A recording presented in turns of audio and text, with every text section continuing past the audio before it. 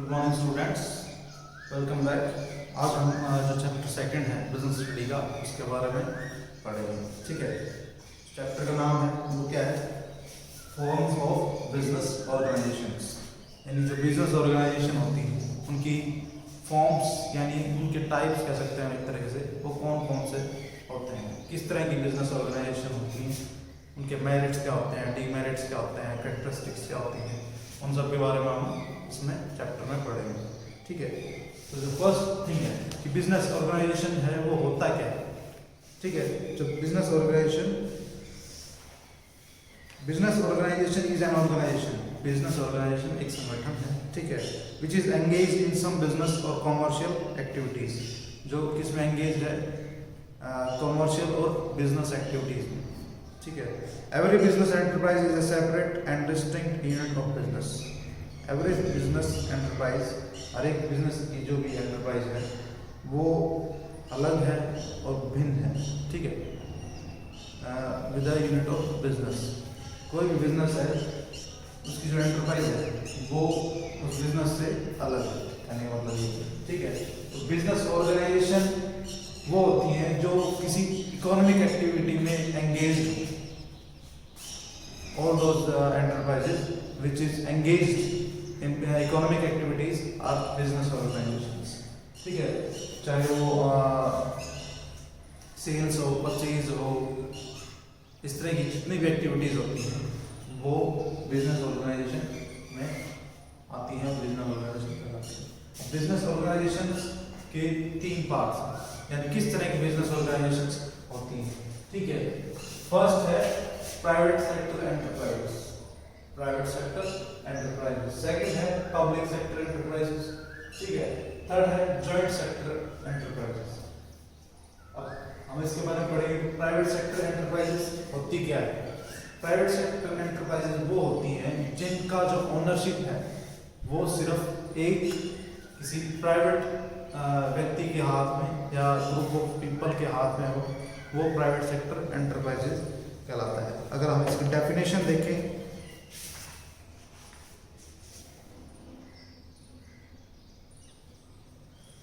तो the business enterprises which are owned, the business enterprises जो भी बिजनेस एंटरप्राइज है विच आर ओन्ड, जो कि controlled and manage by private individuals are known as private sector enterprises.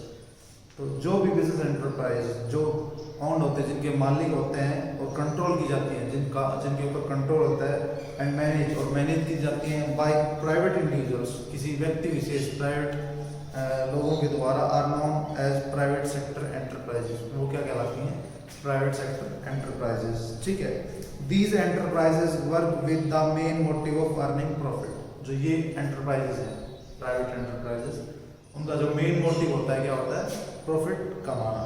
For example हम जैसे ले लेते हैं इसके रिलायंस इंडिया लिमिटेड। ठीक है, रिलायंस एक इंडस्ट्रीज है, ठीक है, उसके सब पार्ट्स हैं, बहुत सारी चीज़ें वो बनाते हैं, मैंने बताया था पहले।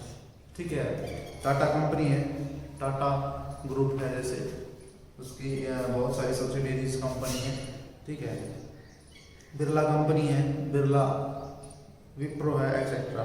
तो ये है कुछ एक एग्जाम्पल है जो प्राइवेट एंटरप्राइज है, क्योंकि इनका जो कंट्रोल्ड है, ठीक है, वो एक प्राइवेट लोगों के द्वारा इनके ऊपर जो कंट्रोल है वो किया जा रहा है। ठीक है, उसके बाद आता है next public sector enterprises. Public sector enterprises क्या होती हैं, the business enterprises which are owned, जो भी बिजनेस एंटरप्राइजेस हैं विच आर ओन्ड, जो कि स्वामित्व जिनके ऊपर या controlled and manage by central and state government. ऐसी बिजनेस एंटरप्राइजेस, ऐसे business organisation which are owned, जो कि जिनके ऊपर स्वामित्व हो, कंट्रोल्ड किया गया हो, यानी जिसके ऊपर कंट्रोल हो एंड मैनेज की जा रही हो by the central and state government, जो सेंट्रल और स्टेट गवर्नमेंट के द्वारा कंट्रोल्ड, मैनेज और ओन्ड की हुई हो। यानी जो सेंट्रल और स्टेट गवर्नमेंट है उनके द्वारा उनके कंपनियों पे या एंटरप्राइजेस पे कंट्रोल हो, वही उनकी स्वामी हो और वही उनके ऊपर मैनेजमेंट कर रही हो, वो ऐसी जो एंटरप्राइजेज हैं वो क्या कहलाती हैं, पब्लिक सेक्टर एंटरप्राइजेस। ठीक है, इस कुछ एग्जाम्पल लेते हैं। These enterprises work with the main motive of service. और जो ये एंटरप्राइज होती है इनका जो मेन मोटिव होता है वो क्या है, सर्विस प्रोवाइड करवाना, ठीक है, सेवा करना। जैसे SAIL, SAIL, steel authority of India limited, GAIL, gas authority of India limited, ठीक है। ये दो एग्जाम्पल दिए हैं जो कि सेंट्रल गवर्नमेंट के द्वारा इनके ऊपर कंट्रोल्ड है, सेल लिमिटेड के ऊपर और गेल। और एक दूसरा एग्जाम्पल और मैं लेता हूँ LIC, लाइफ इंश्योरेंस कॉर्पोरेशन, जिसके ऊपर सेंट्रल गवर्नमेंट का कंट्रोल है। सेंट्रल गवर्नमेंट की उसके ऊपर पॉलिसी चलते हैं, सेंट्रल गवर्नमेंट उसको कंट्रोल करती है और सेंट्रल गवर्नमेंट उसको मैनेजमेंट करती है। तो ऐसी एंटरप्राइजेज जिनके ऊपर गवर्नमेंट का कंट्रोल, ठीक है, वो क्या कहलाती है, पब्लिक सेक्टर एंटरप्राइजेज। तीसरा आता है इसमें joint sector enterprises. Joint sector enterprises क्या होती हैं? The business enterprises which are owned, controlled and managed jointly by private entrepreneurs and government. जैसे इसके नाम में आ रहा है जॉइंट, तो जॉइंट का मतलब क्या आता है भाई, दो लोग मिलकर, ठीक है।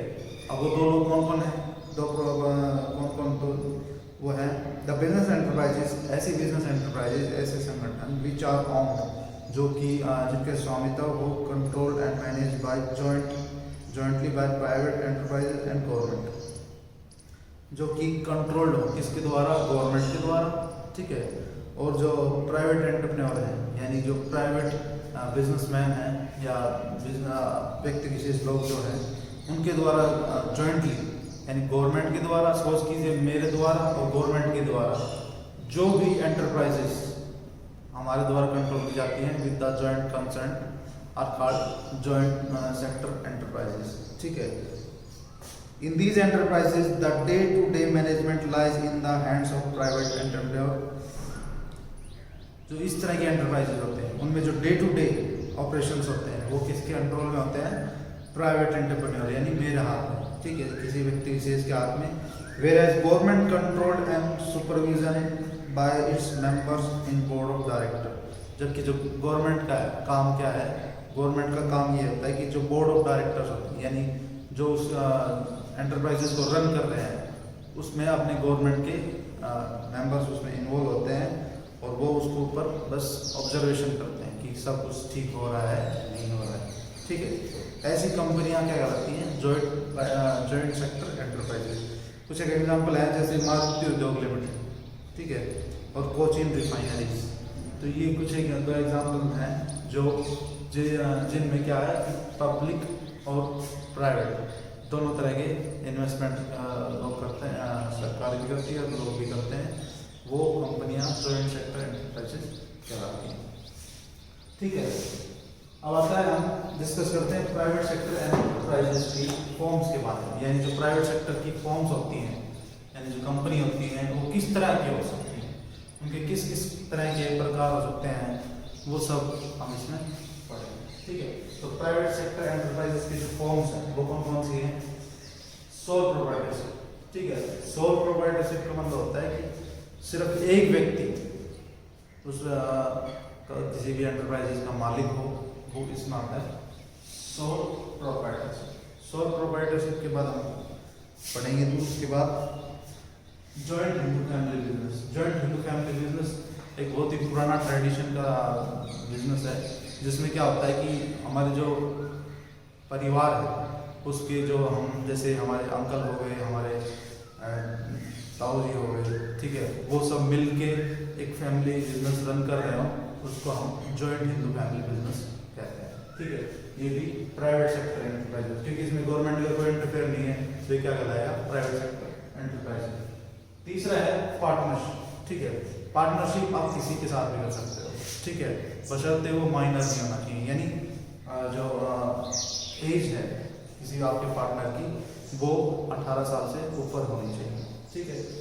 तो पार्टनरशिप कितने भी लोगों के बीच हो सकती है, यानी पार्टनरशिप वो एंटरप्राइज होती हैं जिनके अंदर एक से ज़्यादा लोग मिले हुए हों, ठीक है, यानी जो प्रॉफिट शेयरिंग हो वो डिवाइड हो दो या एक या एक से अधिक लोगों के अंदर, वो क्या कहलाती हैं, partnership forms, partnership organisation, partnership enterprises, ठीक है।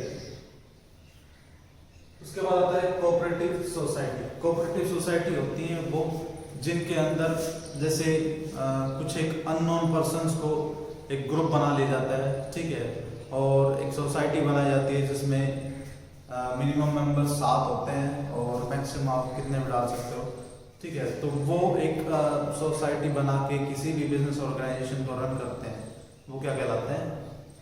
Cooperative society. उसके बाद आता है कंपनी, ठीक है। अब हम पढ़ते हैं सोल प्रोप्राइटरशिप, ठीक है। सोल प्रोप्राइटरशिप क्या होता है, उसके फीचर्स, उसके मेरिट्स एंड डीमेरिट्स, वो क्या क्या होते हैं वो हम पढ़ते हैं अभी, ठीक है। तो फर्स्ट ऑफ ऑल पहले इसकी डेफिनेशन क्या होती है सोल प्रोप्राइटरशिप की, वो देख लेते हैं एक बारी। A business owned, managed and controlled by a single individual. A business owned, एक बिजनेस है वो ओन किया हो, मैनेज किया जा रहा हो और कंट्रोल किया जा रहा हो बाय ए सिंगल इंडिविजुअल, किसी एक सिंगल इंडिविजुअल के द्वारा, is known as sole proprietorship organisation. वो क्या कहलाती हैं? सोल प्रोप्राइटरशिप ऑर्गेनाइजेशन, यानी किसी एक व्यक्ति के द्वारा उनका मैनेजमेंट किया जा रहा हो, किसी एक व्यक्ति के उसमें निर्णय चल रहे हो, किसी एक व्यक्ति के द्वारा ही वो कंट्रोल की जा रही हो, ठीक है, वो ऑर्गेनाइजेशन क्या कहलाती हैं? सोल प्रोप्राइटरशिप, ठीक है। अब इसके फीचर्स देखते हैं, फीचर्स क्या क्या होते हैं। मैंने जो ये बुक है इसकी जो मैं आपको पढ़ा रहा हूँ उसके PDF मैं आपको व्हाट्सएप ग्रुप में भेज चुका हूँ, ठीक है। तो इसके फीचर्स देखते हैं एक बारी, इसके फीचर्स क्या क्या होते हैं जो हमने इधर लिखे हुए हैं। सिंगल ओनरशिप, सिंगल ओनरशिप क्या होती है वो पढ़ेंगे। Single ownership, the sole proprietorship firm is owned by a single individual only. The sole proprietorship firm is owned by a single individual only. यानी जो इस सोल प्रोप्राइटरशिप फर्म होती है वो एक व्यक्ति विशेष के द्वारा ओनरशिप की जाती है, यानी वो एक उनका मालिक होता है और उसके द्वारा ही कंट्रोल की जाती है। All the capital is supplied by the single individual from his own wealth or from borrowed fund. तो ऑल द कैपिटल, जो भी पैसा या इन्वेस्टमेंट वो जो सिंगल आदमी लगा रहा है, जो भी प्राइवेट स्पेशल इंडिविजुअल लगा रहा है, वो या तो उसके पास जो पैसा है वो या तो खुद का है या फिर वो बोरा किया हुआ है, यानी किसी और से लेके उस बिजनेस में लगाया हुआ है, ठीक है। तो वो क्या इस तरह के क्या कहते हैं? सिंगल ओनरशिप, ये होता है सिंगल ओनरशिप, ठीक है। उसके बाद आता है जो रिस्क है इंडिविजुअल रिस्क बियरिंग। सीधी सी बात है, इंडिविजुअल रिस्क बियरिंग तो तभी होगा अगर आप सोल प्रोप्राइटरशिप में हो, ठीक है, और आप खुद एक मालिक हो, तो जो रिस्क है और जो प्रॉफिट है, जो भी लॉसेस हैं वो आपके खुद के हैं, यानी अकेले के हैं। तो individual risk bearing in sole proprietorship firm all risk is borne by a single individual only. In a sole proprietorship firm में ऑल रिस्क, पूरा रिस्क इज बोर्न और लिया जाता है बाय ए सिंगल इंडिविजुअल, किसी एक सिंगल व्यक्ति के द्वारा, ठीक है। The sole beneficiary of all the reward is one individual, लेकिन जितने भी फायदे होते हैं, ठीक है, वो भी एक सिंगल आदमी के द्वारा ही उठाए जाते हैं। Likewise if there are losses, जैसे कि अगर कोई लॉस होता है, ही या she alone has to bear them, तो उससे वो खुद भुगतना पड़ता है। Thus he or she alone bear the risk of business. इसलिए जो रिस्क ऑफ बिजनेस है वो भी वह खुद वहन करता है, ठीक है। तो ये हो गया इंडिविजुअल रिस्क बियरिंग, यानी जितने भी लॉस हैं, प्रॉफिट हैं, वो आपको खुद को अपने ऊपर लेने पड़ेंगे, ठीक है। उस सेपरेट लीगल एंटिटी, ठीक है। A sole proprietorship has no legal identity separate from that of its owner.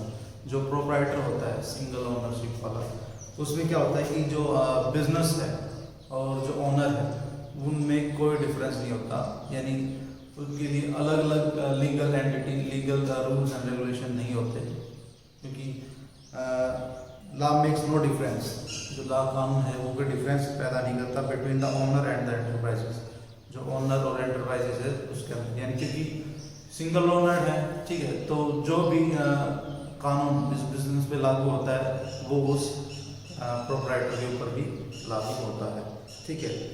Business and the owner exist together, जो बिजनेस है और जो ओनर है उस बिजनेस का वो एक साथ एग्जिस्ट करते हैं, ठीक है। नेक्स्ट है फ्रीडम ऑफ ऑपरेशंस, यानी जो सोल प्रोप्राइटर होता है उसमें क्या होता है, फ्रीडम ऑफ ऑपरेशन, जो ऑपरेशन है जो भी कार्य करने काम करने होते हैं उनकी आज़ादी होती है। देख लेते हैं, in sole proprietorship firm there is minimum government regulation. In sole proprietorship, जो भी सोल प्रोप्राइटरशिप फर्म है उनमें जो गवर्नमेंट की मिनिमम रेगुलेशंस होती हैं, रूल्स एंड रेगुलेशन होती हैं। No legal formalities are required to start, और इनको स्टार्ट करने के लिए कोई लीगल फॉर्मेलिटीज की जरूरत नहीं होती है। मैनेज एंड बी सोल्ड, जिनको मैनेज करने के लिए या फिर मिटाने के लिए सोल ट्रेडर बिजनेस, जो एक सोल ट्रेडर बिजनेस, जो एक व्यक्ति विशेष के बिजनेस होते हैं। Only a licence is necessary, क्या होती है, एक लाइसेंस की जरूरत होती है बस in certain type of business, और वो भी अलग अलग तरह के बिजनेसेस में। जैसे कि अगर आपको फूड एंड सप्लाई का बिजनेस कर रहे हैं, ठीक है, तो उसके लिए आपको एक FCCI करके कुछ ऑर्गेनाइजेशन है, उसका एक सर्टिफिकेट आपको लेना पड़ता है, ठीक है। The proprietors enjoys freedom of operation in sole proprietorship concern, जो प्रोप्राइटर होते हैं, जो सिंगल सोल प्रोप्राइटरशिप में वो आज़ाद होते हैं, ठीक है, ऑफ ऑपरेशंस, कोई भी काम करने के लिए इन सोल प्रोप्राइटरशिप कंसर्न, जैसे कि सोल प्रोप्राइटरशिप में होता है। अनलिमिटेड लायबिलिटी, उसके बाद आता है unlimited liability. In sole proprietorship firm, the proprietor is personally liable for all the debts of the business. जो sole proprietorship firms होती हैं उसमें जो भी नुकसान होता है, डेब्ट्स यानी जो भी कर्ज होता है, जो भी नुकसान होता है वो खुद लायबल होता है, जो बिजनेसमैन है वो खुद लायबल होता है। In case of business losses, अगर बिजनेस में लॉस हो रहा है, if the business assets are not sufficient to meet all the business liabilities, और जो बिजनेस की जो एसेट्स है, जो संपत्ति है, ठीक है, वो लायबल नहीं है to meet the business liabilities, वो सफिशिएंट नहीं है जो बिजनेस की लायबिलिटीज है उसके अकॉर्डिंग, तो जो लॉस है वो प्रोप्राइटर का ही होगा। The proprietor may have to sell his personal property to pay the off the liabilities, तो जो भी लायबिलिटीज है बिजनेस ऑर्गेनाइजेशन की है तो वो प्रोप्राइटर की भी है। तो अगर कोई कर्ज मांगता है उस बिजनेस में, तो चाहे जो प्रोप्राइटर है उसको अपनी जो प्रॉपर्टी है खुद की, यानी जो पर्सनल प्रॉपर्टी है उसको बेच के वो लायबिलिटीज चुकानी पड़ सकती हैं। तो ये लायबिलिटीज क्या है कि अनलिमिटेड होती हैं सोल प्रोप्राइटरशिप में। नेक्स्ट है वन मैन कंट्रोल, एक आदमी के द्वारा कंट्रोल होता है। The proprietor is the sole owner of the firm, जो प्रोप्राइटर है वो क्या होता है कि सोल ओनर होता है, वो अकेला ओनर होता है किसी भी फर्म का, and has full control over it, और उसके ऊपर पूरा कंट्रोल उसी का होता है। The ownership and management lies in the hand of one person only, जो स्वामित्व है और जो मैनेजमेंट है वो किसके हाथ में लाया जाता है, एक व्यक्ति विशेष के हाथों में। सम पर्सन्स और managers may be employed to help the owner, कुछ एक लोग और कुछ एक मैनेजर्स, कुछ एक लोग और कुछ एक प्रबंधक में बी एम्प्लॉयड, वो रोजगार, उनको रोजगार दिया जाता है टू हेल्प द ओनर, उस जो व्यक्ति विशेष है जिसकी वो फर्म है, जिसका वो एंटरप्राइज है, उसकी हेल्प करने के लिए कुछ मैनेजर्स और कुछ लोगों को रोजगार दिया जाता है। But ultimate control lies with the soul trader himself, लेकिन जो अल्टीमेट कंट्रोल जो होता है, यानी जो पूरा कंट्रोल होता है वो किसका हाथ में होता है, उसके मालिक के हाथ में। नेक्स्ट है स्मॉल साइज, जो साइज है वो जो सोल प्रोप्राइटरशिप होती है उनका लगभग छोटा होता है, ठीक है। The sole proprietorship firms operates on a very small scale, ठीक है, जो सोल प्रोप्राइटरशिप फर्म्स होती हैं वो एक बहुत ही स्मॉल स्केल में ऑपरेट करती हैं। All the funds are arrange by one person, जितने भी फंड्स हैं, जितना भी इन्वेस्टमेंट है वो किसी एक व्यक्ति विशेष के द्वारा ही किया जाता है। Total management and control lies with the one person only, same thing, ठीक है। A person soul trader can arrange limited funds, और जो एक ओनर होता है, एक आदमी होता है, वो लिमिटेड फंड्स रेज कर सकता है। यानी अगर सपोज कीजिए आपको पैसे की जरूरत है, ठीक है, तो आप कितना पैसा इकट्ठा कर सकते हो, अपने रिश्तेदारों से कर सकते हो, अपने दोस्तों से कर सकते हो, या कहीं इधर उधर से अपने पड़ोस से कर सकते हो, ठीक है। तो जो फंड्स हैं जो एक सिंगल ओनर है वो बहुत ही कम मात्रा में फंड्स इकट्ठा कर सकता है, क्योंकि जो फंड्स अगर आपको इकट्ठा करना है अगर बाहर मार्केट से, तो you have to be very cooperative and आपके जो रिलेशंस हैं वो अच्छे होने चाहिए। ठीक है, तो trader can arrange limited funds. जो सोल ट्रेडर होता है वो बहुत ही कम मात्रा में फंड्स है वो रेज कर सकता है, अरेंज कर सकता है, and as limited manager ability, और जो उसकी मैनेजर एबिलिटी है वो बहुत ही कम होती है। Therefore the scale of operation is generally limited. इसलिए जो स्केल ऑफ ऑपरेशन है या जो काम करने की क्षमता होती है या काम करने का तरीका होता है वो बहुत ही लिमिटेड होता है। इसलिए जो साइज है किसी भी एंटरप्राइजेस का वो बहुत ही छोटा होता है। ठीक है, नेक्स्ट आता है lack of business continuity. Since business and owner are one, since business and owner are one, जैसे कि हमने लीगल एंटिटी में बताया था कि जो बिजनेस और जो ओनर है वो एक ही है। ठीक है, इसलिए since the business and owner are one, since जबकि जो बिजनेस एंड ओनर है वो दोनों एक ही हैं, सो डेथ, सो मृत्यु, इंसॉल्वेंसी यानी बैंकरप्सी या फिर बैंक दिवालियापन बोलते हैं जिसको हिंदी में, इनकैपेसिटी यानी कोई चलाने की क्षमता ना हो, ठीक है, etcetera will have direct effect on the business, इत्यादि जो है वो मतलब बिजनेस के ऊपर डायरेक्ट इफेक्ट करते हैं। ठीक है, लैक ऑफ बिजनेस कंटिन्यूटी का मतलब ये है कि अगर जो सोल प्रोप्राइटरशिप जो बिजनेस जितने बिजनेस होते हैं वो बहुत ही कम मात्रा में कुछ समय के लिए ही चलते हैं। उसका रीज़न क्या है कि जैसे सपोज कीजिए मैं, ठीक है, मैं एक बिजनेस ऑर्गेनाइजेशन एंटरप्राइज चला रहा हूँ, मेरी खुद का कंट्रोल है उसके ऊपर। सपोज कीजिए मैं बैंकरप्ट हो गया, मैं दिवालिया हो गया, मेरी पेइंग कैपेसिटी नहीं है, ठीक है, और सपोज कीजिए मेरी डेथ हो गई, तो जो बिजनेस है उसके ऊपर क्या होगा, डायरेक्ट इस चीज़ का इफेक्ट होगा। ठीक है, तो ये कुछ एक फीचर्स थे सोल प्रोप्राइटरशिप के। ठीक है, मेरिट्स और डीमेरिट्स यानी एडवांटेजेस एंड डिसएडवांटेजेस का पीडीएफ मैंने आपको भेज दिया है, वो आपको पढ़ना है। उसमें कुछ नहीं समझ में आता है तो आप मेरे से पूछ सकते हो। नेक्स्ट हम है जॉइंट हिंदू फैमिली बिजनेस। ठीक है, इसके बारे में हम कल पढ़ेंगे।